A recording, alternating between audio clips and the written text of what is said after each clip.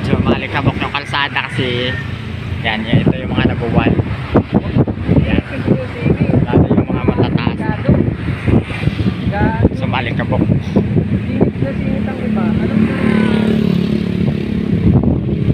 So ito yung mga siguro na to, mga nalinis na tong kalsada. So medyo okay na siya, nadadaanan na. So may mga kalsada pa din kasi ginagawa. Tulad niya.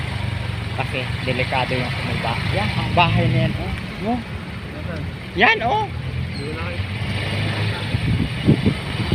Tapos yan yung mga, ayan, tinan yung mga putik. Yan, kung ano nang nangyari dyan. Tinan yun yung dadaanan natin. Tapos ng akin na to. Ang putik.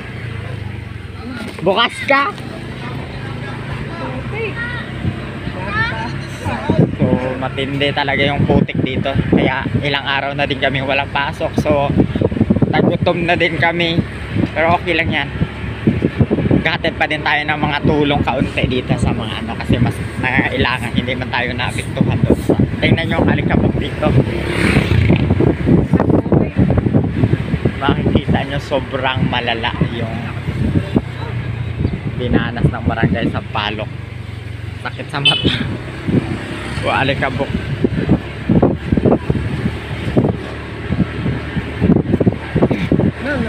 Yun, naabutan tayo ng ulan. Naambo na ulit. So malala yung trabaho namin ngayon. Parang mukhang wala pa kami pasok eh. Wala pa. Ayan na, traffic. Kasi yan. So may mga nakantabay din naman ng mga rescue team. Tapos meron din dito mga heavy equipment para siguro sa paglinis sa mga kalsada, no? So ayan lang yung hahatidan natin na distansya pa tayo. Nasa barangay Caloocan pa lang tayo ngayon. So barangay Sampaloc yung pupuntahan natin.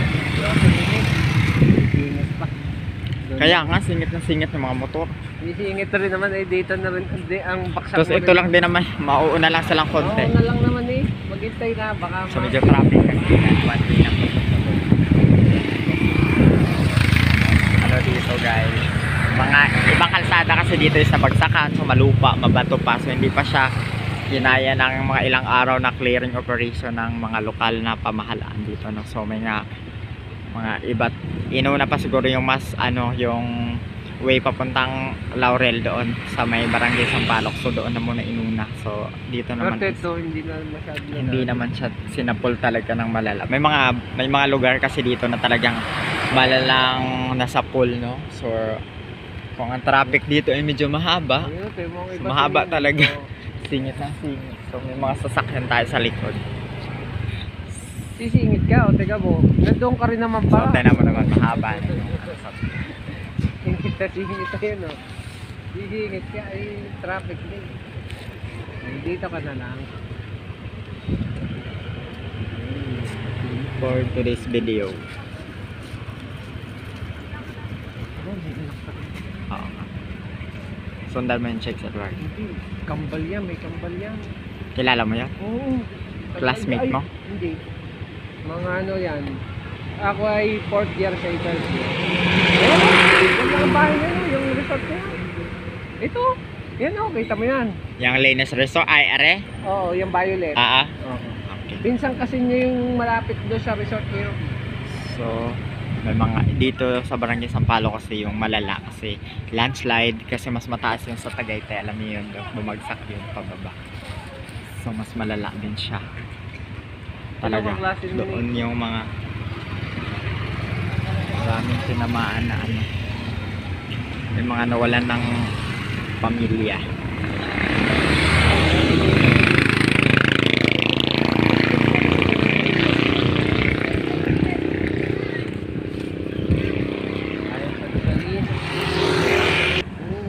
Kaya yung mga yun sa may mga dalis-dalis ng bundok, yan yung delikado kasi mas madaming ulan ang dala ni Bagyong Christine, kaya medyo bumigay yung mga lupa, lumambot. Although hindi siya ganun ka lakas yung hangin, siguro yung tubig talaga, no? Kasi walang tigil yung pagbuhos ng ulan, kaya lumambot yung kalupaan, mga palangga, and then, yun, magiging siya, sanhi siya ng mga landslide. So singit pa nga. So naipit na tayo dito sa traffic. Iba, nakaayos na yan. So ayan yung mga tingnan natin doon sitwasyon sa barangay Sampaloc mismo kung saan doon natin dadalhin yung ating mga donation ng mga damit at mga So mga food packs wala pa tayo kasi wala pa tayong mga ngayon. So meron naman ang mga LGUs yan, mga automatic naman yan sa mga evacuation center. So nagdadala na sila ng mga food packs para doon sa mga residente na lumikas, no, sa mga piling mga paaralan dito sa barangay sa bayan ng Talisay, sa iba't ibang bayan ng sa iba't ibang sitio o barangay. So lusot-lusot Perya Sabit po nang ang haba pala ng ay meron pala namimigay din dito. So ayan na yung mga relief na iba. So ayun, diretso na kami sa namin. May mga marami dito sa school. Ayan yung mga evacuation center. Baka nandiyan sila sa bakwitan. Hindi kasi sila makontak. Ano gagawin ko? Diretso lang tayo doon.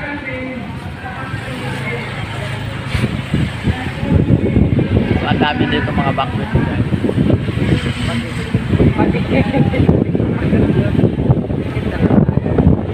Bibigay lang natin sa school pagka nagkataong wala sila doon. So traffic pa din kasi marami dito. Haba ba?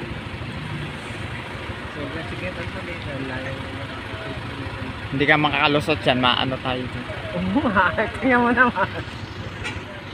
Sa traffic, mahaba yung papunta doon. Ayun o, yun nung gumuho. Kaya so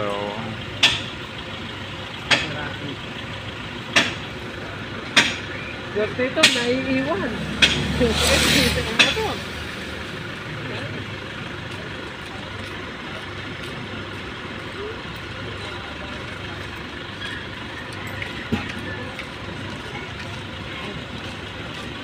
yun, naglalakad na yung mga mag-donate. O yun yung mga dinonitan. Lalakad na guys kasi hindi talaga Hoy! Ang layo noon ha! Papatayin mo yata. Hindi tayo makasinig. Traffic, tulog. Mahaba ng traffic na sa ulan. Ayun, sisingit lang tayo. So ayan, haba ng traffic dito. Sa tanan nyo, pila na yung mga sasakyan guys. Ayun, may malaki. Diyan ka muna tumigil doon sa tabi. So wala pa rin kami pasok. Ayun, trabaho namin dyan. Wala pa.